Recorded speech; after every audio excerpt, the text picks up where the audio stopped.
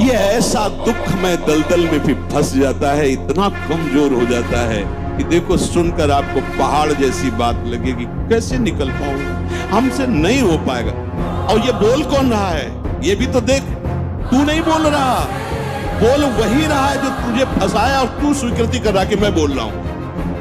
भोग उसने भोगा, स्वीकृति तूने की, दुर्गति तेरी होगी।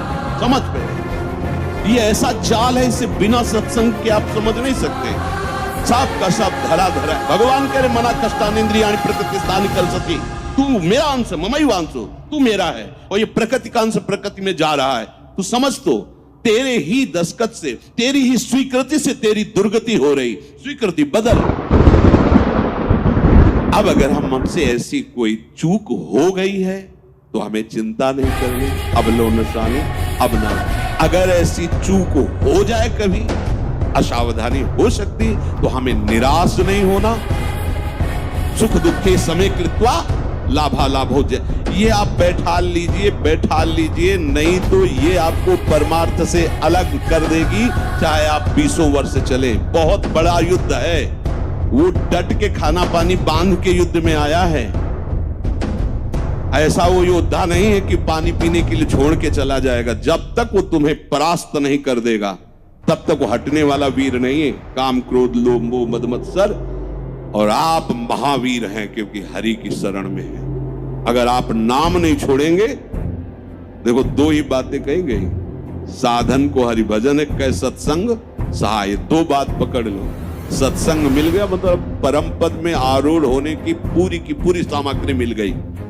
अब आपको नाम नहीं छोड़ना है। जहां नाम छोड़े तो आप समझ लो, हानि हरिवंश के नाम अंतर कहे हनुमंत विपत्ति प्रभु सोई जो तो सुमिरन भजन। अगर नाम चल रहा है और ये जाल बुनकर फंसा भी लिया है तो कुछ भी हमारे संस्कारों को नहीं बिगाड़ पाएगा। ध्यान रखना, नया संस्कार ये पैदा नहीं कर पाएगा, हमारे अंदर निराशा पैदा नहीं कर पाएगा, ये भोगाभ्यास दृढ़ नहीं कर पाएगा, ये हार जाएगा। नाम विषयों में वो गिरेगा, माया बलवती है, लेकिन वो विषयों में गिरना भी उसका ऐसे होगा जैसे बाल का खिलाड़ी अपने बाल को जमीन पे मारता है, फिर मारता है, एक मुक्का के लक्ष्य में पहुंच जाता है। वो गिरेगा जरूर, लेकिन वो अपने लक्ष्य को प्राप्त होगा, इसे कोई नहीं रोक सकता। माना वो मुझे झुका देगा लेकिन मुझे नष्ट नहीं कर सकता। विषय बलवान है मानते हैं, पर भगवान से बलवान नहीं है। जब नाम भगवान को अधीन कर सकता है तो विषयों को क्यों नहीं अधीन कर सकता। हम करोड़ बार हारेंगे लेकिन हर बार उठकर भगवान की तरफ ही भागेंगे। देखते हैं माया जीतती है मायापति की शरणागति। खान पान से भी ज्यादा संयम जरूरी होता है। ब्रह्मचर्य में आत्मबल प्रकट होता है।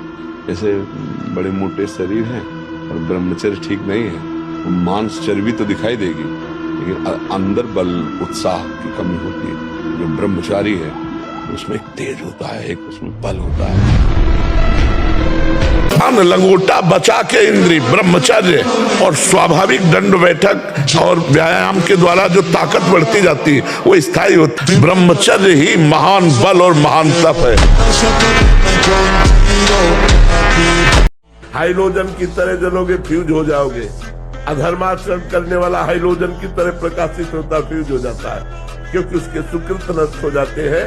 इसलिए ये देखो मत कि वो पापाचरण करते हुए उन्नति को प्राप्त हो रहा है। ये समझ लो उन्नति को नहीं, वो नाश को प्राप्त हो रहा है। धर्माचरण करते हुए वो दुख को प्राप्त हो रहा है, वो दुख को नहीं, उसके पाप नष्ट हो रहे हो। आगे चलकर बहुत सुख को प्राप्त होगा।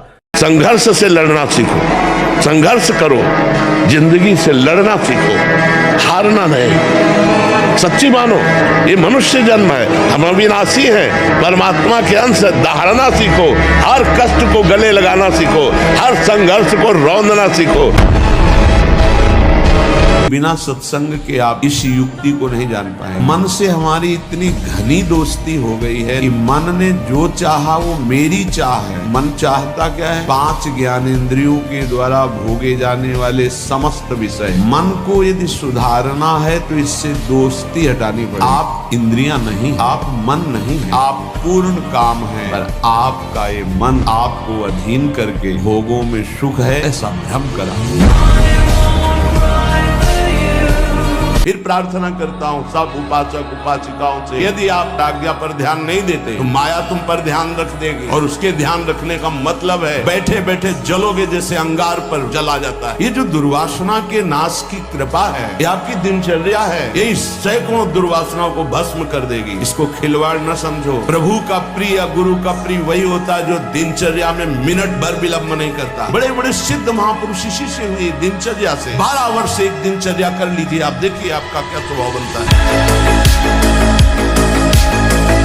अपना कल्याण करो पहले तो जग का कल्याण स्वयं होगा। ये मार्ग पैरों से नहीं चला जाता, मन से चला जाता। ये दो ग्राह बड़े बड़े मुंह फैलाए सबको पकड़ चुके हैं, एक अहंकार और एक ममता। ये बड़े भारी भव समुद्र के मगरमच्छ है, तुम्हारे से सारे झूठे कार्य करवाएंगे। तुम जब इन दो ग्राह के मुख में फंसे रहोगे तो जान ही नहीं पाओगे सत्य किसे कहते हैं। तो इस अहंकार ममता रूपी ग्राह से अपने को छुटाने का शीघ्र उपाय करो। इस संसार समुद्र से ये पार नहीं होने देंगे, तुम्हें लील जाएंगे।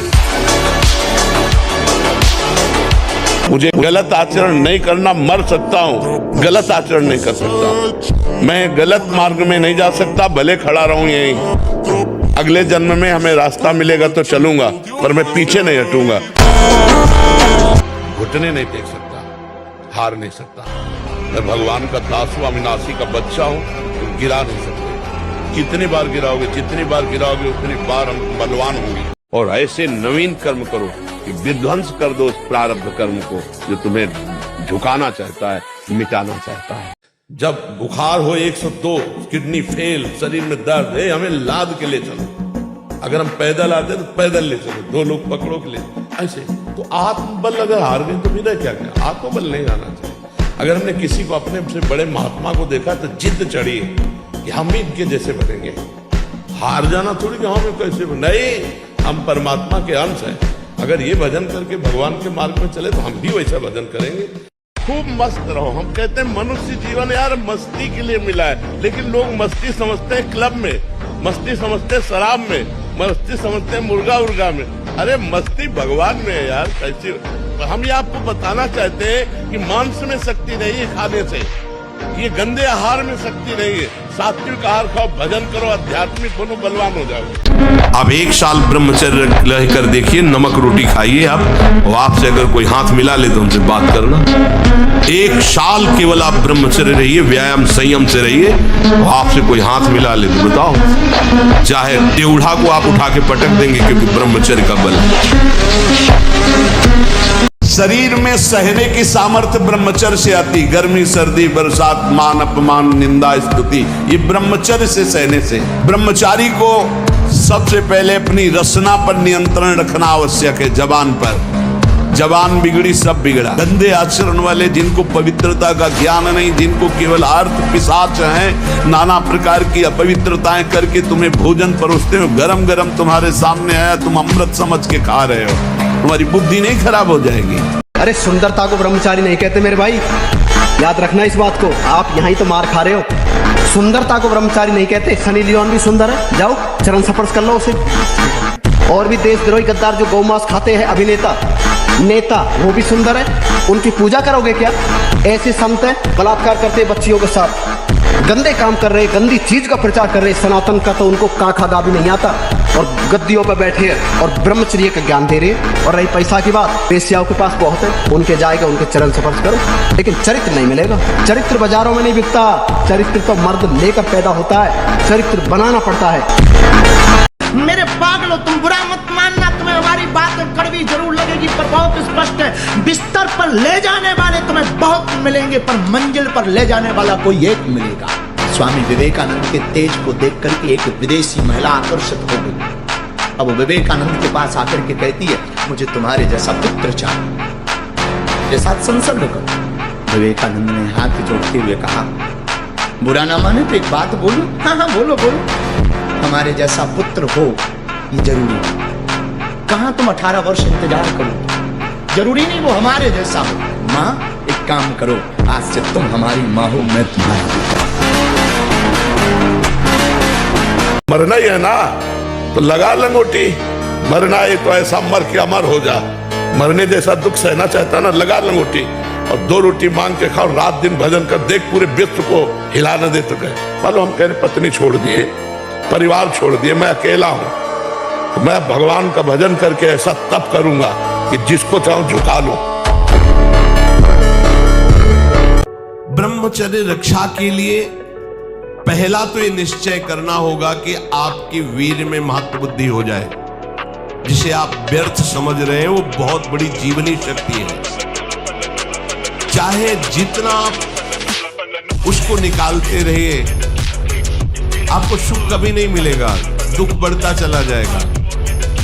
हमारा जब ब्रह्मचर्य निकल जाता है तो हमारी स्मृति शक्ति लो हो जाती है और निगेटिव चिंतन बढ़ने लगता है।